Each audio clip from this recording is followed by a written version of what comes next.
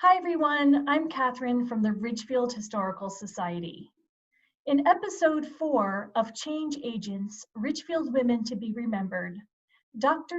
Darla Shaw will discuss the suffragettes on Main Street, starting with part 1, Laura Allee Shields. Hi Darla.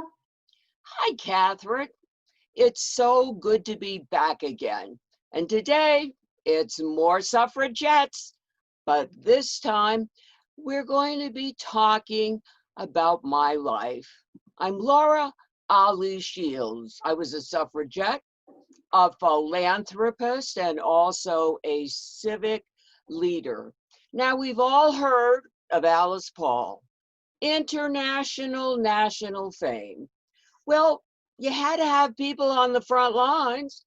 I was a suffragette in Ridgefield, regionally and statewide, and I was very proud to be the suffragette of the southern part of Main Street.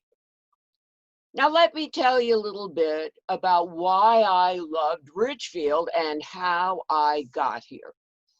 I came in 1906, and I came with my husband, Dr. Ali, and my 2 daughters.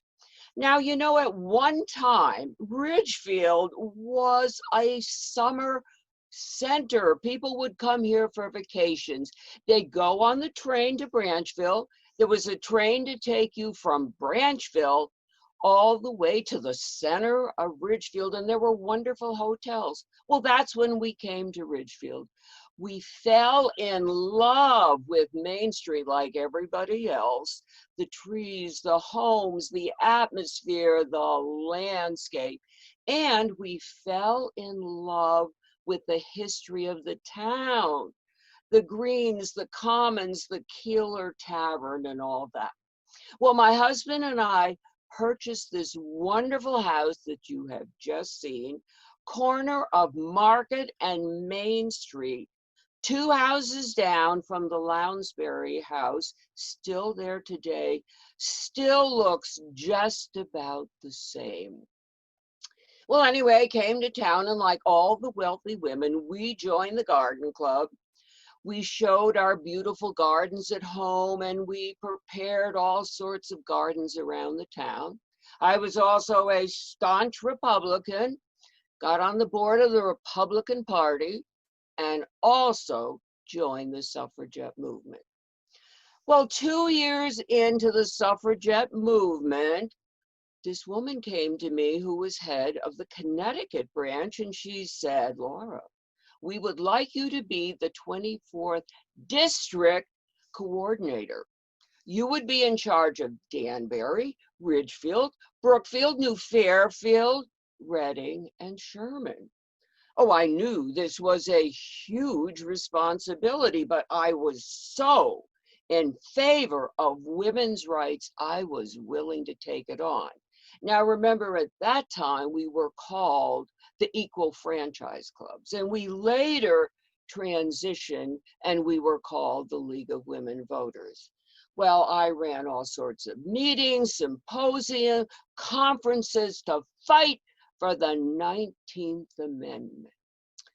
One of the programs that people still talk about and kind of laugh were my dog show. So I had all the families come to Ballard Park. 13 dogs performed beautifully. Then there was an intermission. After the intermission, no dogs. 13 suffragettes with banners talking about why we needed the 19th Amendment. They then went into the audience and solicited members. And did we get members? I did all sorts of creative programs like this, and after only 1 year, I had 48 new members in Ridgefield alone. Well, I was fortunate in one way that most other women were not fortunate. My husband, Dr. Ali, a very busy doctor, joined the men's component of the women's suffragettes. He also went to all my meetings. He took notes. He helped me summarize them, helped me with my newsletter. Oh, he was such an amazing counterpart. Now, in Ridgefield, this gets a little confusing, but we did have a national component. In 2020, we needed one more vote in the Senate so that we could become a women voting society. Now, we had 36 votes. We needed one more state. We needed to get the state of Tennessee. Now, we had an older member, and her name was Mrs. Northrup. She came to a meeting and she said, ladies, I have an idea. She said, I am related on my mother's side to Warren G. Harding, who was going to be the new president. She said, I think if we sent a delegation to Ohio to talk to him when he went to Tennessee, he could help persuade them. His family were strong suffragette people. Well, it didn't take us long to agree. We would send a group to Ohio to talk to Harding. I went. Mrs. Alcott went and Mrs. Stockard. Well, we went there, and the first person we met was Harding's assistant. And we decided that Miss Alcott should talk. Well, he found her abrasive.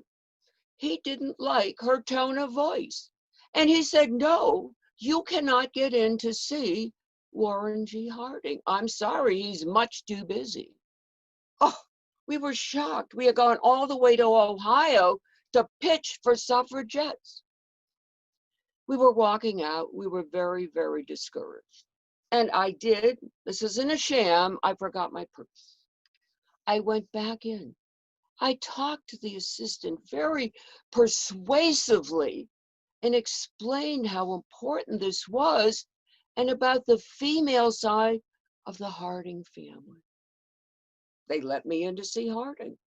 Harding didn't say much, but he certainly listened to what I had to say. The next day he went to Tennessee. We don't know whether. We made the deciding vote. Tennessee voted, and women got the right to vote. Ridgefield likes to think maybe, just maybe, we had something to do with this. So of course we were so happy women finally had the chance to vote. But what really bothered all of us was we were the 26th country. How could we have waited so long for this to happen? And the anti-suffragettes would say to us, you don't need a vote.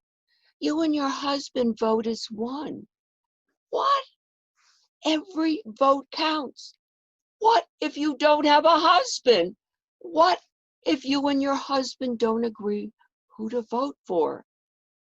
And I used to call us the dead-in-laws. That what you think we are? The dead-in-laws? That was a famous quote of mine. What did the suffragettes do for me? Oh my goodness, they built my self-confidence. I was able to stand up and fight for what I believed in. My leadership skills became so much stronger. I became the first woman in Fairfield to be on a board of finance. Oh, what would women know about business? What would women know about finance? I knew a lot. I read, I studied, I researched, I got on the board of finance. The men began to listen to me. While I was on the board of finance, I saw how much money every department was getting. Now, I was a woman with 2 children. The schools were packed. It was only 13 one-room schoolhouses. We needed to build schoolhouses. We needed to build special schoolhouses. And I told them how little money they had that was going into the schools. I got on the Board of Ed, I got on the building committee, and we began to build bigger schools. And I said, you cannot only build classrooms, you need to build gymnasiums, libraries, and you need to build auditoriums. These are not frills, these are necessary. And I also said, you cannot charge for textbooks. I pleaded the case of the immigrants in town. We had so many stone wall builders, landscapers, contractors who were immigrants and could not afford to pay for their children's textbooks. I was so fortunate to get some of these things across. I also believed music and the arts should be in the schools. I donated my beautiful Hammond organ to the first Ridgefield High School auditorium.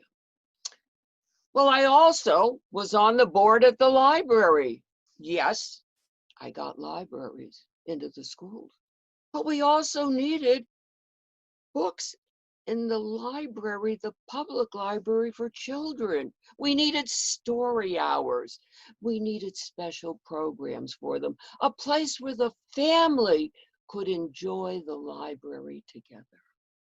And along with so many other people, I was able to achieve this as well. You know, one of the reasons I moved to Ridgefield was because of the historical aspect. Ridgefield was the only town with an inland battle in the Revolutionary War. I was on the board for the Historical Society and for the preservation of Keeler Tavern. You know, people just take for granted that places like Keeler Tavern were always there and will always be there. Oh my goodness, no. You have to fight for preservation, for funding, for volunteers, for everything. We have to still fight for Keeler Tavern today. The other area that I fought for was public health, and I was the first president of the District Nursing Association. Yes, if you were sick, you went to Danbury High School Hospital, but there were so many other things we had to worry about. We had to worry about testing. We had to worry about vaccines. We had to worry about birthing. We had to worry about senior citizens and medications and caregiving for our community. I was so proud of dealing with the public health issues. Now, in addition to being a suffragette, a philanthropist, and a civic leader, I was also a writer and a poet. I wrote a book about Ridgefield. I wrote my memoirs, and I would like to end by reading this poem that I wrote about my beloved Ridgefield. When I think of all in the long, long ago, of their struggles and hardships so stern, who gave to us all this most beautiful home, our hearts with deep gratitude turn. Oh, dear little Ridgefield of mine. And so may we all in the days to come be worthy this precious bequest and make it more lovely as years go by for all those who we love the best. Oh dear little Ridgefield of mine.